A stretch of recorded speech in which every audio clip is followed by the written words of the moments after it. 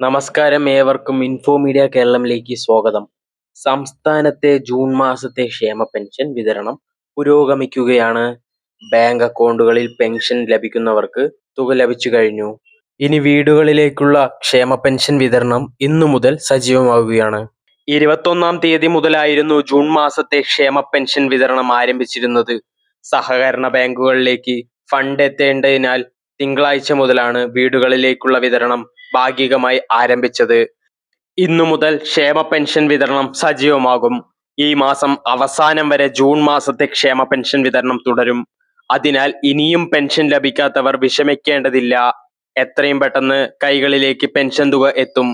പെൻഷനിൽ കേന്ദ്രവിഹിതമുള്ള 8 ലക്ഷം പേർക്ക് 200 മുതൽ 500 വരെ കുറഞ്ഞാണ് അക്കൗണ്ടിൽ എത്തിയിരുന്നത്.